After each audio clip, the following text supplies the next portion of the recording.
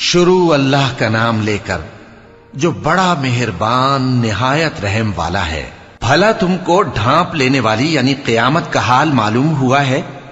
اس روز بہت سے چہرے یعنی لوگ ذلیل ہوں گے، سخت محنت کرنے والے تھکے ماندے دہکتی آگ میں داخل ہوں گے۔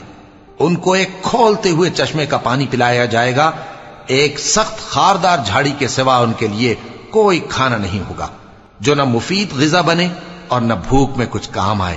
بہت سے چہرے یعنی لوگ اس روز شادماں بھی ہوں گے، اپنی محنت کے بدلے پر خوش، بہشت بری میں وہاں کسی طرح کی لغو بات نہیں سنیں گے، اس میں چشمے بہ رہے ہوں گے، وہاں تخت ہوں گے اونچے اونچے اور کٹورے قرینے سے رکھے ہوئے اور گاؤ تک یہ قطار کی قطار لگے ہوئے اور نفیس مسندیں جگہ جگہ بچھی ہوئی۔ تو کیا یہ لوگ اونٹوں کی طرف نہیں دیکھتے کہ کیسے عجیب پیدا کیے گئے ہیں، اور آسمان کی طرف کہ کیسا بلند کیا گیا ہے، اور پہاڑوں کی طرف کہ کس طرح کھڑے کیے گئے ہیں، اور زمین کی طرف کہ کس طرح بچھائی گئی؟ پس اے نبی صلی اللہ علیہ وآلہ وسلم، تم تو نصیحت کرتے رہو کہ تم نصیحت کرنے والے ہی ہو، تم ان پر داروغہ نہیں ہو۔